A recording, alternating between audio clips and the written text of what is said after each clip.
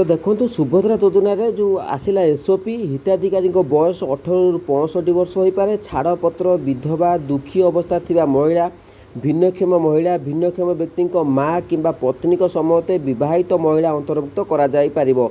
वयस्क विवाहित महिला किडनी और हृदय एवं कर्कट रोगी परिवार महिला योजन अंतर्भुक्त करा जाई परिबो। तेबे चलतु संपूर्ण अपडेट जानि नबा सुभद्रा योजनार कौन आसला कि गाइडलाइन। तेबे चलतु वीडियोटी स्टार्ट करिबा।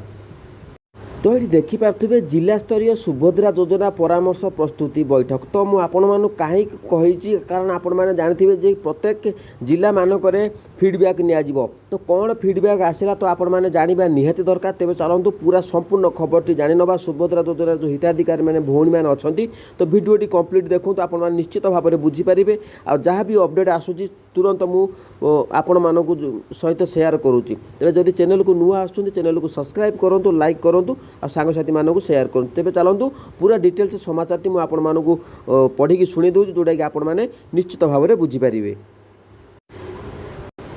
तेबे देखो ये संबलपुर अग्रणी गंगाधर मेहर विश्वविद्यालय अध्यापक गैलेरी एक जिलापाल सिद्धेश्वर बलिराम बंदर अध्यक्षतार सुभद्रा योजना उपर एक जिला स्तरीय परामर्श प्रस्तुति बैठक अनुष्ठित हो जाइए। संबलपुर सांसद धर्मेंद्र प्रधान नोमिनी सस्मिता रानी बेहुरी विधायक जय नारायण मिश्र नोमिनी समीर रंजन बाबू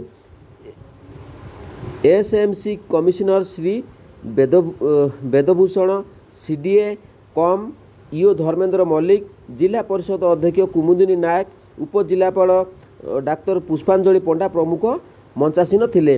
तो सबुबले मुझे आपण कही जहाँ भी अपडेट आसूँ सर्वप्रथम पंडा के भिडियो जानवा पाइबे कारण जिला स्तर में फीडबैक निया जाउची। तो कौन फीडबैक आसला आपण मैंने जानवा निहाती दरकार। तेबे जिला समाज कल्याण अधिकारी संध्याराणी नेपाक मध्य उपस्थित थिले।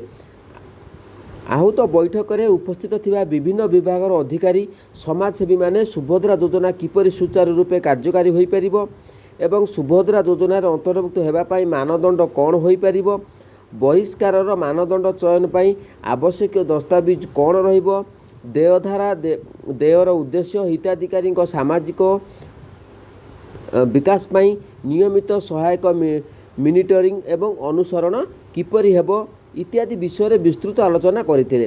तेबे जिलापाल यही योजन लाभ उठाइवाई आयर मानदंड रहिबा दरकार बोली सूचना देवा सह यही राशि को अन्य कौनसी व्यवसाय सह संजोग करागले एवं सर्वनिम्न कागजपत्र बाबद यही राशि किपरि विस्तार हेबो से विषय में चिंता करने को कही।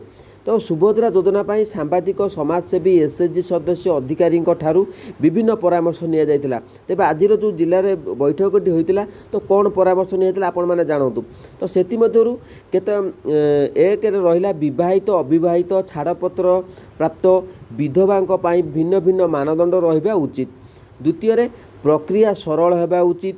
असहाय को चिन्हट करने सामाजिक कर्मी और अंगनवाड़ी जुग्म दल को सामिल करूँ। 4 रे भिन्नक्षम महिला को अंतर्भुक्त करवा। 5 रे सीधा सड़क बैंक ट्रांसफर होगा दरकार। हिताधिकारी आय 3 लाख रु कम होगा आवश्यक। 7 रे किडनी और जो हृदरोगी अच्छा कर्कट रोग रे पीड़ित महिला समस्त अंशग्रहण करेंगे। सुभद्रा योजनार मानदंड पूरण करने आलोचन सक्रिय भाव में अंशग्रहण करते बैठक निम्नलिखित मतामत परामर्श दि जाता। हिताधिकारी योग्यता मानदंड तो जे योग्यता कौन रही परिवार महिला ओडिशार स्थायी बासिंदा होगा आवश्यक। हिताधिकारी बयस 18 ରୁ 65 वर्ष हो पारे। 3 रे छाड़पत्र प्राप्त विधवा दुखी अवस्था थिबा महिला भिन्नक्षम व्यक्ति माँ किंबा पत्नी समेत विवाहिता महिला को अंतर्भुक्त करा जाई परिबो। वयस्क अविवाहित महिला किडनी और हृदरोगी जो अच्छा कर्कट रोगी परिवार महिला को योजना अंतर्भुक्त करा जाई परिबो। जुग्म जो बड़े बड़ परिवार अच्छा सदस्यों मध्य जनरू अधिक महिला को विचार करा जाई पारे। देखो जो मैंने बड़ परिवार अच्छे से जड़े महिला थिले तो आउ अधिक महिला विचार करा जाई पारे जो मैंने सांगरे थिले। तो बाद दियार मानदंड पर जो मैंने बाद दिज्व ता भर आलोचना दिया। तो एक कौन रही समस्त सरकारी चाकरीधारी परिवार आयकरदाता परिवार 3 रे वार्षिक पारिवारिक आय 3 लाख रु अधिक चयन ପାଇଁ ଆବଶ୍ୟକ କାଗଜପତ୍ର ହିତାଧିକାରୀ ଚିହ୍ନଟ ପାଇଁ ସର୍ବନିମ୍ନ ଦସ୍ତାବିଜ ରଖିବା ଉଚିତ ବୋଲି ଅଂଶଗ୍ରହଣ ଯେଉଁମାନେ କରିଥିଲେ ତ ପରାମର୍ଶ ଦେଇଥିଲେ। କ'ଣ ଡକୁମେଣ୍ଟ ଦରକାର? ଠିକଣା ପ୍ରମାଣପତ୍ର ପାଇଁ ଆଧାର କାର୍ଡ଼, ଭୋଟର ପରିଚୟ ପତ୍ର, ରାସନ କାର୍ଡ଼କୁ ବିଚାରକୁ ନିଆଯାଇପାରିବ। 2ରେ ବୟସ ପ୍ରମାଣୀକରଣ ପାଇଁ ଆଧାର କାର୍ଡ଼ କିମ୍ବା ବୟସ ପ୍ରମାଣପତ୍ର ଯଥା ପ୍ରମାଣପତ୍ର HSC ସାର୍ଟିଫିକେଟ୍ ଇତ୍ୟାଦିକୁ ମଧ୍ୟ ବିଚାରକୁ ନିଆଯାଇପାରେ। 3ରେ ଆୟ ପ୍ରମାଣପତ୍ର ଏକ ବାଧ୍ୟତାମୂଳକ ଦସ୍ତାବିଜ ହେବା ଉଚିତ ନୁହେଁ। ଯେଉଁମାନେ ଦେଖନ୍ତୁ ଇନକମ୍ ସାର୍ଟିଫିକେଟ୍ ବାହାର କରିଥିଲେ ସେମାନେ ଏଇଟା ବୋଧେ ବାଧ୍ୟତା ନୁହଁ। ଦେୟ ପଦ୍ଧତି ସମ୍ପାଦନ ଦେୟ ସ୍ୱଚ୍ଛ ଉପାୟରେ ହେବା ଉଚିତ। ତାପରେ 1 ରହିଛି ପେମେଣ୍ଟର ପଦ୍ଧତି ସିଧାସଳଖ ବ୍ୟାଙ୍କ ପେମେଣ୍ଟର ଯେଉଁ ପଦ୍ଧତି ସିଧାସଳଖ ବ୍ୟାଙ୍କ ଟ୍ରାନ୍ସଫର ମୋଡ଼ରେ ରହିବ ଉଚିତ।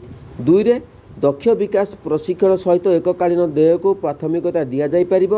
ଦେୟ ଦେବାର ଉଦ୍ଦେଶ୍ୟ 1 ହିତାଧିକାରୀଙ୍କ ଆୟ ସୃଷ୍ଟି କାର୍ଯ୍ୟକଳାପ ସହିତ ଦେୟକୁ ଯୋଡ଼ିବାକୁ ଅଂଶଗ୍ରହଣକାରୀମାନେ ପରାମର୍ଶ ଦେଇଥିଲେ।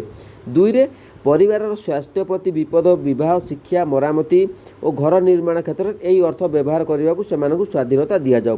ତ ଦେଖନ୍ତୁ ଏଇ ଯେଉଁ ଅପଡ଼େଟ୍ ଗୁଡ଼ିକ ମୁଁ ଆପଣମାନଙ୍କୁ ଶୁଣେଇଲି ତ ଆପଣମାନେ ଜାଣି ବୁଝିପାରିଲେ। ତ ଯେଉଁମାନେ ଫିଡ଼ବ୍ୟାକ୍ ଦେଉଛନ୍ତି ଜିଲ୍ଲାର ଯେଉଁମାନେ ଅଛନ୍ତି SHG ମହିଳାମାନେ ବା ସମାଜସେବୀମାନେ ଅଛନ୍ତି ତ ଦେଖିଲେ ଆପଣ ଯେଉଁମାନେ ଅଂଶଗ୍ରହଣ କରିଥିଲେ ତ ସେମାନେ ବିଭିନ୍ନ ପ୍ରକାର ମତ ଦେଇଥିଲେ। ତ ମୁଁ ଆପଣମାନଙ୍କୁ ସବୁକିଛି ଡିଟେଲ୍ସ ପଢ଼େଇଦେଲି। ଯେଉଁମାନେ ଭିନ୍ନକ୍ଷମ ଅଛନ୍ତି ଭିନ୍ନକ୍ଷମ ମାଆ ମଧ୍ୟ ସେମାନଙ୍କୁ ମଧ୍ୟ ସାମିଲ କରାଯିବ। ଯେଉଁମାନେ ଛାଡ଼ପତ୍ର ଦେଇଛନ୍ତି ସେମାନଙ୍କୁ ମଧ୍ୟ ଏଥିରେ ସାମିଲ କରାଯିବ।